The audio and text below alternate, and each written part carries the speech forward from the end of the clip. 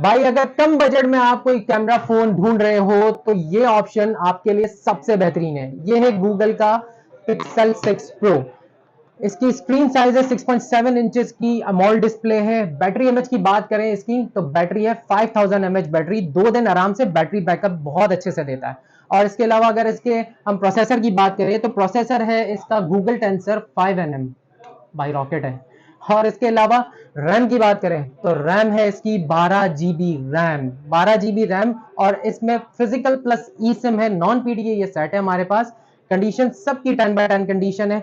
और इसके अलावा हमारे पास इसमें 3 वेरिएंट्स है, एक 12 GB 128 GB और दूसरा है 12 GB 256 GB और तीसरा भी है 12 GB 512 GB।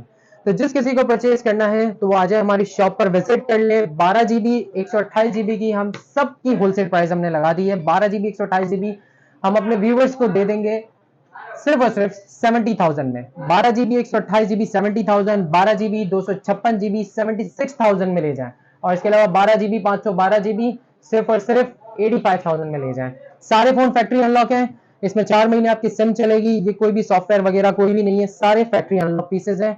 और इसके अलावा जिस जिसको परचेज करना है हमारी शॉप पे विजिट करने। शॉप एड्रेस है हमारा shop number 360, 3rd floor, star city mall, सदर मोबाइल मार्केट, कराची। और वीडियो को लाइक जरूर कीजिएगा और इसके अलावा फॉलो करें।